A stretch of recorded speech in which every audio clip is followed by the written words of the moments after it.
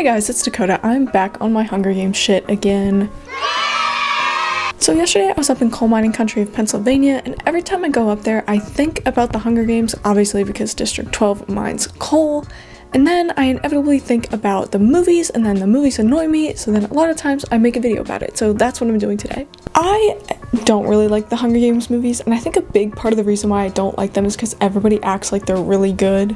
They're not bad adaptations, but truly no book to movie adaptation is ever going to be really good because you just can't cram everything in a book into one movie. Like with Harry Potter, you're trying to cram a 400-page book into a 2.5-hour movie, so of course you have to cut things out. But regardless of that, they always kept the true meaning of the book and really delivered that to the audience.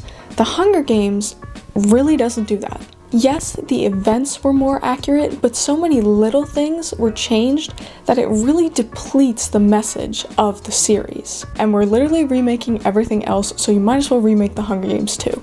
And it honestly is really annoying because I do really like the original cast, but the whole production itself just, even the Ballad of Songbirds and Snakes I felt like was a little... It was alright. Honestly, it was probably better than Mockingjay and parts of the original Hunger Games movie, but it's kind of the same thing where stuff just gets lost in favor of watching kids kill each other. The irony is there, and it's inherently difficult to turn the Hunger Games series into watchable media because this media is always going to be trying to make money, whereas the Hunger Games kind of critiques doing things solely for money or vapid entertainment. And that's what I'm here to talk about today. The 5 million Hollywood producers that watch my videos every week, pick me. I will remake it really good.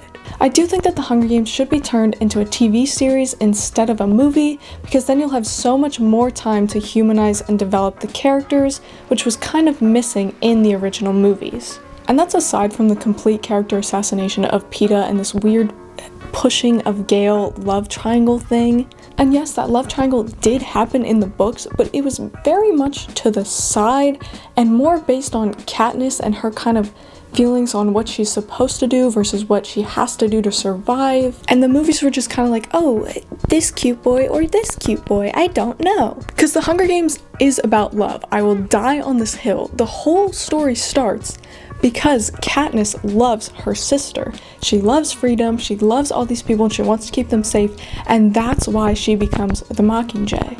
Like, the movies pretty much push that Katniss choosing Peeta is her doing what's expected of her, and choosing Gale is what she really wants, but the book is the opposite. In the book, Katniss always talks about how she doesn't want to get married, but that she'll probably marry Gale anyway because that's just what people do in District 12. And then she starts talking about Peeta, and she's like, oh, you know, he'd be a really good dad. And she's actually imagining a future with him, a future that she would never have in regular old District 12. There's just so much missing from the story because they assassinated Peeta's character arc, and I wouldn't do that. Not to tie in another book series, but I think it was Percy Jackson or the Heroes of Olympus. There's a scene where they talk about how Ares and Aphrodite have this connection because there is no war without love. And pretty much the entire series, the entire reason why Katniss gets involved in the games and then gets involved in the revolution is that she loves these people and she wants to keep them safe and give them the best future. Coin is heading this revolution because she wants to be the one in power, whereas Katniss is heading this revolution because she really wants to give people a chance at a good life, and that's why Coin is so threatened by her. Anyway, I could go on, and I have in multiple other videos, but today is about me. And how I should play Katniss Everdeen in the inevitable Hunger Games remake. Let's start with physical appearance. Katniss was short. I am 5'4", which is technically average, but close enough. I also have dark hair, and I don't have gray eyes, but I can wear contacts. And Katniss is said to have olive skin in the books, but every time someone says olive skin, they mean something different. I thought olive skin meant green undertones, which I have. Other people think it means darker skin. Like, one time Rick Riordan was talking about how he made a few mistakes talking about like the appearance of different characters, and he talks about how Nico D'Angelo had olive skin in the beginning, and then later in the next book he describes him as pale, and I was like, baby girl, if I don't go in the sun for 2 months, I'm gonna be white as shit. I even look white as shit in all my videos because I film in front of a window. It still didn't work. I'm not very skinny though, and I'm not saying that in like oh, tell me I'm skinny. I am built like a tank, bro. I come from a long line of people that were plowing fields and fighting Germans, and it looks like it.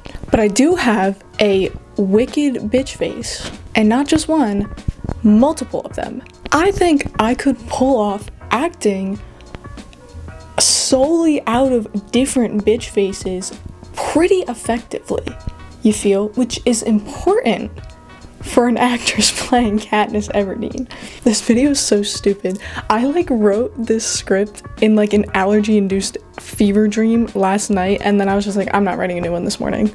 But next, I run really fast, and no one ever believes me when I say that, but it's true. You set me loose in the woods, the camera's not even gonna be able to stay on my ass because gone. I had a coach one time tell me that I ran like a deer, and I thought he meant like up on my toes or like awkwardly, and he was like, no, you're really fast, and I was like, thanks, bestie.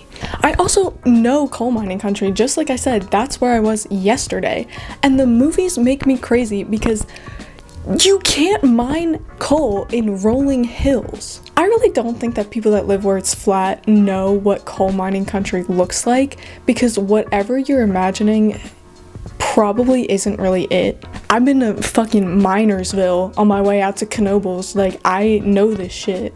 Jim Thorpe is literally called Little Switzerland because it's built into like the side of a mountain. And I'm from PA, and supposedly the Hunger Games kind of takes place in like West Virginia kind of area, and I will learn the Appalachian accent. See, notice I didn't even say Appalachian because I'm already learning. I could also play Katniss Everdeen with a suburban Philadelphian accent. I'm not very good at the Philly accent, but at Delco, I got you. I would get everyone to call her Katniss instead of Katniss. I could be doing homework right now, but I'm not. And speaking of suburban Philadelphia, I'm an Eagles fan. Eagles are called the Birds. Mockingjays are birds. I've connected the dots. I've connected the two dots. You didn't connect shit, but I've connected them. I also fuck with trees. Listen, people always like complain and they're like, oh my god, Pennsylvania's so boring. Sorry you don't see the whimsy of like being in the woods and like a tree and the birds calling in the wind. You don't get it. And I can actually climb a tree really fast. Things that like people who live where there's no trees don't really understand. It's like when you're driving, we always go up the turnpike and you see all the like valleys and then the mountains and they're just covered in trees. Even when they're like green or they're colorful, it's so cool to look at. And then you're like, oh, I bet there's water down there. And you look down there and there's a river. It's like, this is like freaking Disneyland to me, bro. Or when it's spring or summertime and all the leaves just came in and they're that beautiful green color and the sunlight like shines through the leaves. That is something like so insignificant to a lot of people, but like I don't know if I could live somewhere else and not see that all the time, you know? Also, people that live in the desert, like, what if you just like never have to mow your lawn? That is so weird to me. Like, you never go outside and you're like, oh, the grass is really tall, I have to mow the grass. So weird. Do you have lawnmowers? Anyway, back to regularly scheduled programming. I am obviously very dedicated to this series. This is like the 4th or 5th video I've made about this, and I only have like 30 videos. And my channel's not even about like books. And I've talked about things on this channel that they touch on in the books, like parasocial relationships and vanity and corporations taking advantage of you for money. We done it all in here. But listen, as your lead actress, I'm too far up my own ass. I'm just having fun. But anyway, I would be willing to fall in love with the guy that plays PETA. It is a sacrifice I'm willing to make. Obviously, you want it to be like authentic and real, and I'm already kind of emotionally unavailable and uncomfortable around boys, so check. And to market the series, what better marketing is there? I have no idea who I would cast as PETA. Probably somebody else unknown, because I can't think of anybody who's currently in the industry. Not gonna lie to you. But let's move on. Gail, listen. Milo Manheim. Hear me out. Hear me out. You all went, oh, you know what? But hear me out. Not only do I think that he's a good actor and he does have the look to play Gale, there is something so immensely satisfying with knowing that the actor playing Gale is singing Rent or something in between takes. And I need Milo Manheim to bring me that satisfaction.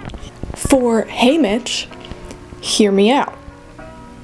I know that he's not really like big and strong like Haymitch is said to be in the books, but Kieran Culkin, we all know that he could body that role. And Katniss's dad would of course be played by Checo Perez.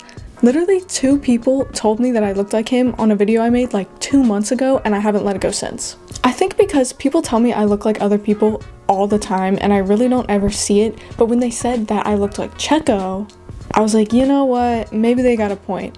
And even though he was 34, it would work because her dad died when she was like 11. So it would make sense. Effie Trinket, Trixie Mattel, next question. President Snow would be played by the Cold Miser because he exists, and everyone else will be played by Stanley Tucci in a different wig. Even Prim. This movie's basically just writing itself. That's it. That's all I got. You know what? This video was stupid, but it was fun. I had fun. I hope you had fun. And now I have to go to work. But not in the coal mines. So I guess life could definitely be worse. Anyway, that's it for today, guys. Let me know your thoughts in the comments below, and as always, have a great rest of your day. And let me know if you want to be cast, because I, as lead actress, director, producer, queen of everything, I have some handle over casting, so